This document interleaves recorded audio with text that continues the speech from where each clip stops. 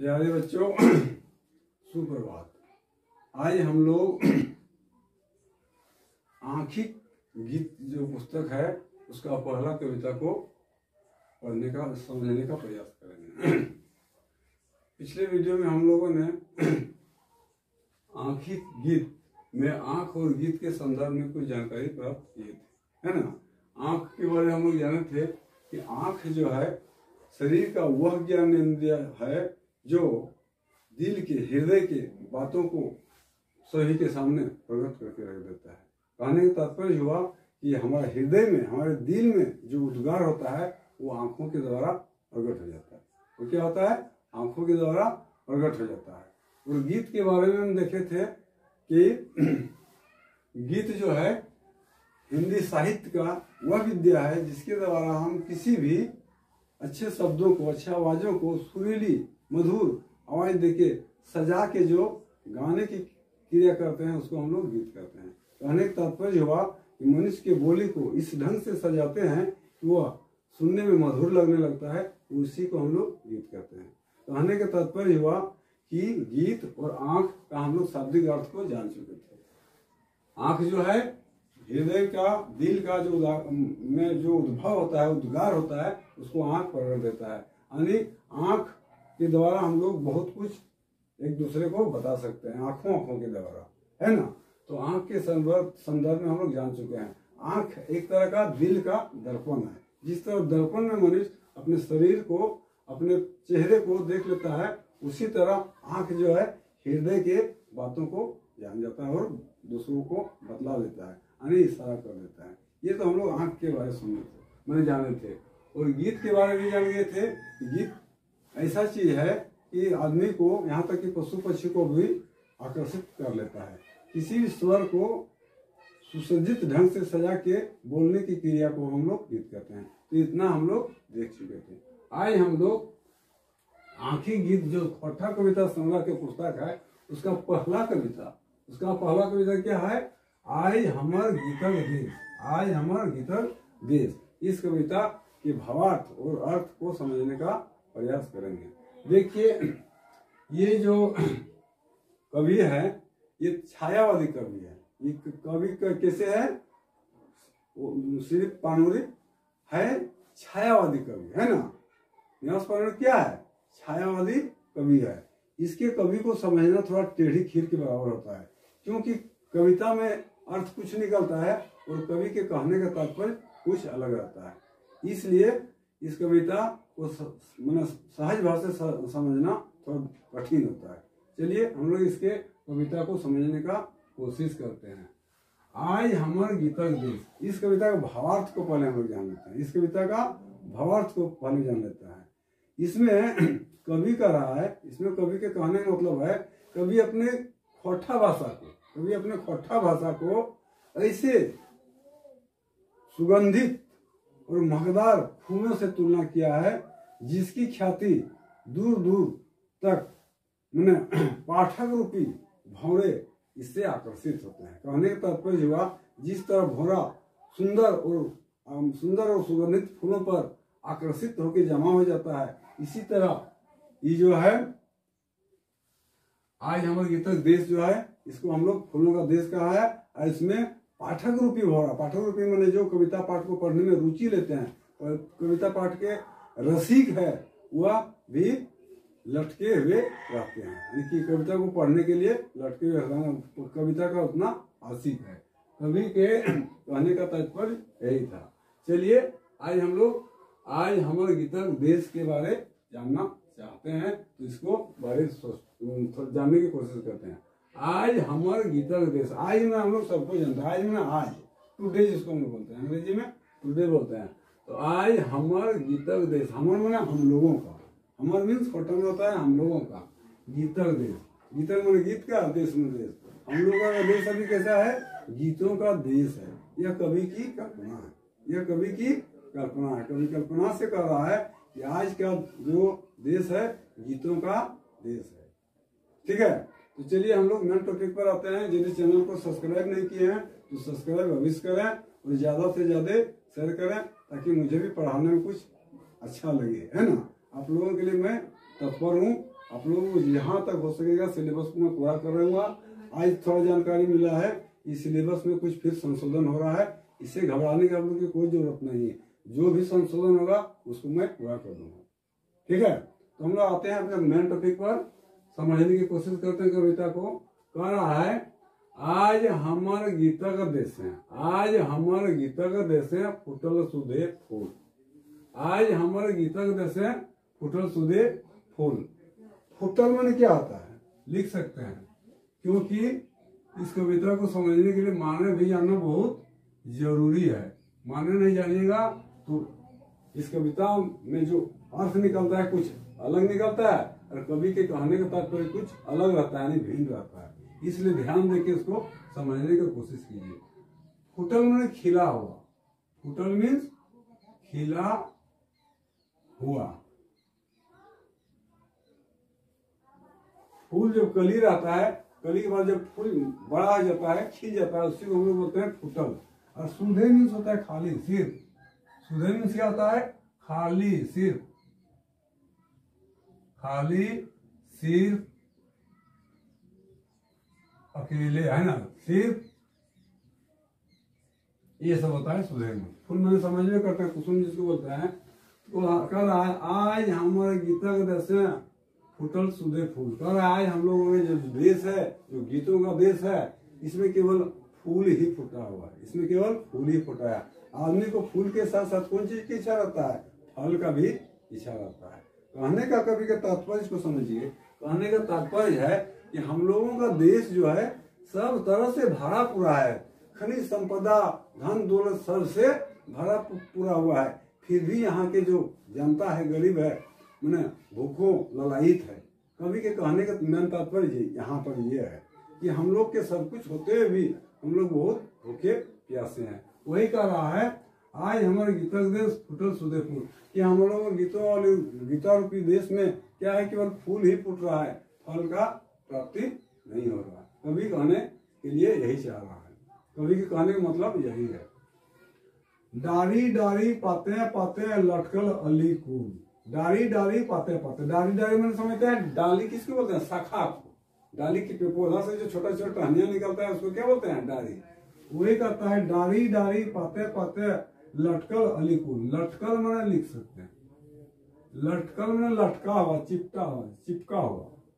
लटकल मैंने चिपका हुआ, इसी को हम लोग बोलते हैं लटकल। और अली कुल, अली मैंने क्या होता है? अली कुल मतलब होता है भौरा। अली कुल अली मैंने होता है फूल, अली कुल मतलब भौरा होता है। भौरा, भौरा समझते हैं ना? फूलों को ऊपर काली टाइप का जो कीड़ा होता है, मन मन मन मन करता है, उसको हम लोग बोलते हैं भौरा। वो फूलों के ऊपर बैठता है, उसका रस को रसस्वादन लेता है, चूसता है। जिस तरह मधुमक्खी फूलों के रस को निकलती है, उसी तरह भौरा भी फूलों के गंध से अपना आनंद उठाते हैं, उसका रस का रसस्वादन लेते हैं। वही का है डारी डारी पाते पाते लटकल अलिकुल। यहाँ के डारी डारी में मैंने पता पता में सखा सखा में क्या हुआ है?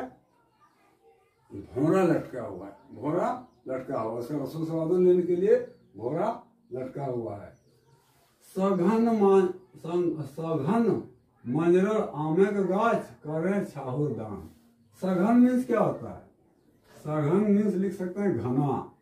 सघन मीन्स घना। घना किसको बोलते हैं? मतलब खूब सटा हुआ, खूब सटा हुआ को क्या बोलते हैं? घना। सघन जिसको हम लोग बोलते हैं। सघन मंजरल आमक गाछ। आमे मैंने समझ रहे हैं आम, और गाछ मैंने लिख सकते हैं पेड़। गाछ में क्या होता है? पेड़। तो कवि कह रहा है करे छाहुर दान। छाहुर मतलब छाया। किसी भी अपारदर्शक वस्तु पर सूरज की किरण पड़ता है तो उसके पीछे वाला भाग काला जैसा दिखाई पड़ता है, जिसको हम लोग विज्ञान में छाया बोलते हैं। उसी को यहाँ कहा गया है छाहुर। इसको यहाँ छाहुर कहा गया है, छाया जिसको कहते हैं। ठीक है, हम लोग विज्ञान में पढ़ चुके हैं। करे छाहुर दान सघन मंजरल आमक गाछ। आम का गाछ जो है, आम का जो वृक्ष है, वो सघन पूरा घना मंजर गया। मंजर गया में उसमें फूल आ गया है।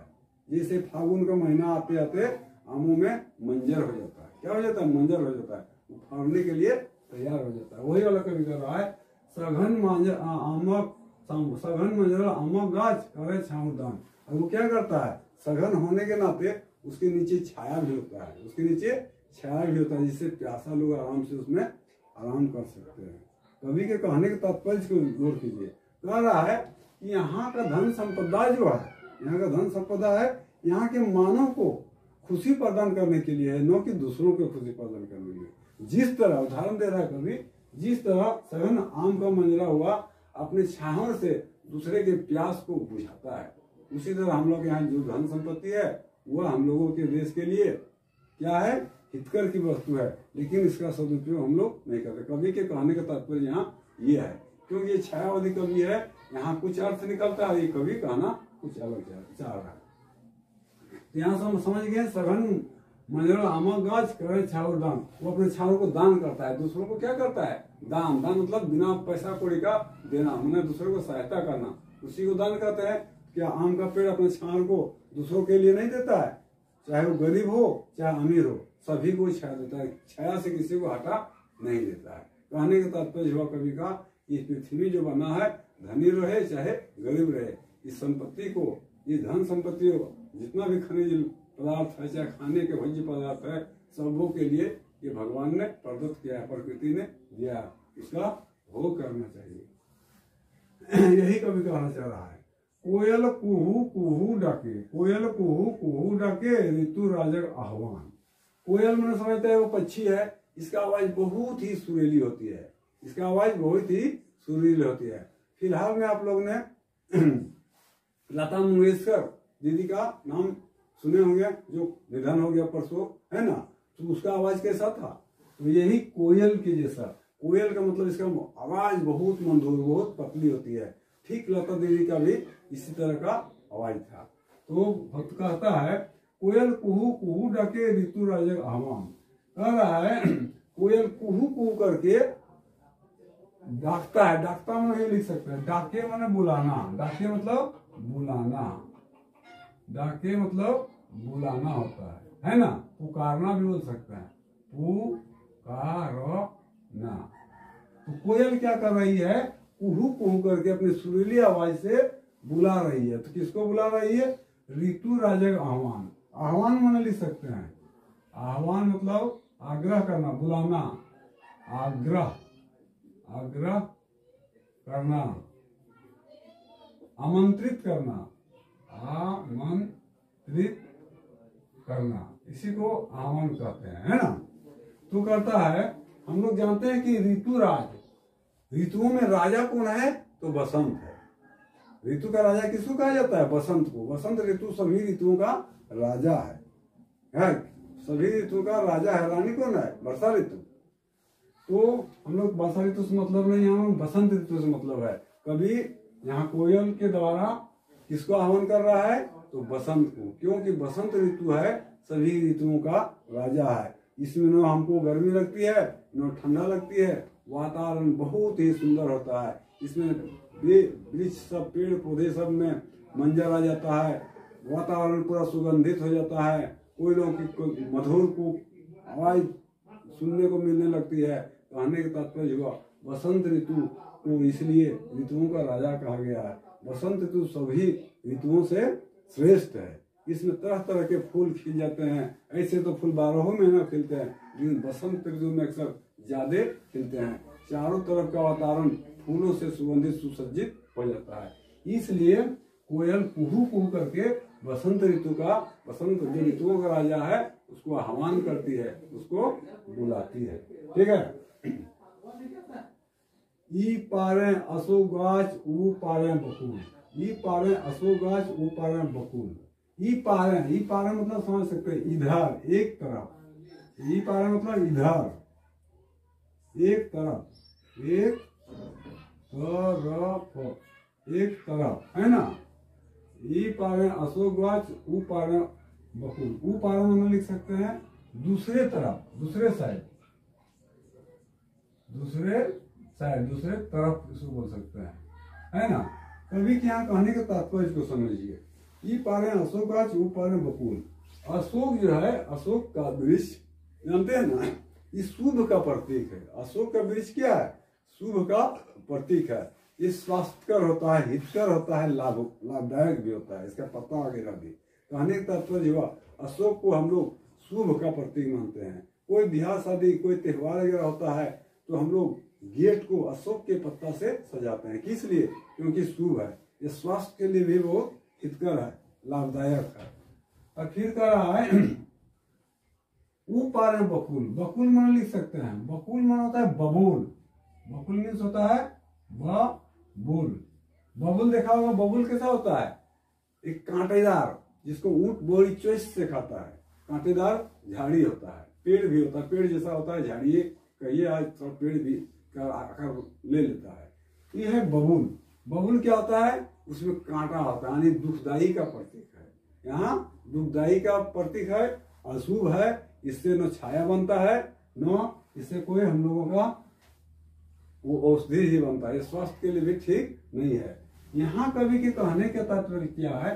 अशोक जो है हमारी इस बाहरी, अशोक जो है इस दुनिया के रीति रिवाज को प्रदर्शित करना चाह रहा है, और बबूल जो है बाहरी दुनिया, बबूल जो है बाहरी दुनिया को। अशोक ये पारे अशोक गाछ, वो पारे बकुल। एक तरफ यहाँ के अंदर के भाव को कभी प्रकट कर रहा है कि हमारा देश जो है में खुशहाली, स्वास्थ्य के लिए हितकर, इस तरह की सभी तरह के पेड़ पौधे हैं।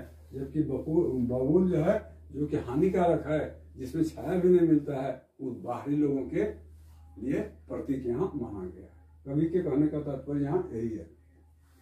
लेके फूलर गंध हवा छूटे दूर देसे, प्राण प्रिया बसल जहाँ शुष्क मरण देसे।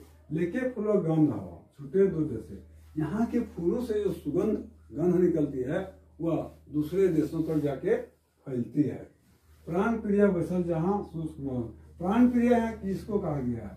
प्राण प्रिया यहाँ कहा गया है यहाँ के खोट्ठा भाषा को। खोट्ठा भाषा को यहाँ प्राण प्रिया कहा गया है। ऐसे तो प्राण प्रिया में होता है पत्नी। प्राण प्रिया में क्या होता है? पत्नी। लेकिन यहाँ प्राण प्रिया खोट्ठा भाषा को कवि ने कहा है।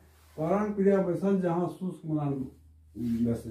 वैसे मतलब होता है रूप में। वैसे में लिख सकते हैं रूप में। कवि कह रहा है फूल गंध को इसी जगह पर ले जा रहा है जहाँ पारंपरिक हमारा जो मातृभाषा है शुष्क मलिन एकदम निराशा होके बैठा हुआ है, सूखा हुआ है, उस रूप में बैठा हुआ है, वहां हमारे हवा को ले जा रहा है। ठीक है, अब आगे देखते हैं। आँखी मधुर दर्शन प्यास लोरे डुबल कुल। आँखी मधुर दर्शन प्यास लोरे डुबल कुल, आज हमारे गीतक जैसे फुटल सुधे फूल। कभी फिर आगे कह रहा है आँखी मधुर दर्शन प्यास। आंख में क्या है? मधुर, मधुर दर्शन का लालसा है। आंख में क्या है? मधुर। इस देश के आदमियों को अपने देश के प्यार को पाने के लिए मधुर लालसा है, प्यास है। लेकिन लोअर डुबेल कुल, लेकिन यहाँ के आदमी का डूबल में लिख सकते हैं। डूबल में डूबा हुआ। डूबल मीन्स डूबा हुआ, डूबा हुआ। लोअर मीन्स आंसू। लोअर मीन्स आंसू। लेकिन क्या हो रहा है? यहाँ का कुल, यहाँ के टोटल आदमियों का क्या हुआ है? आंखों में लो आंसू भरा हुआ है, प्यास भरा हुआ है। यहाँ के आदमी हमेशा तड़प रहा है। वही कवि कर रहा है आज हमारे गीतों के देश में फुटल सुधेपुर। आज हम लोगों के गीतों का देश है जो कि खुशहाल का प्रतीक है, लेकिन यहाँ सुधे फूल फूट रहा है, यहाँ फल की आशा नहीं रहा है। कवि के कहने का तात्पर्य यहाँ पर यही था। यदि वीडियो अच्छा लगा तो सब्सक्राइब जरूर कीजिएगा। वंदे मातरम। जय हिंद।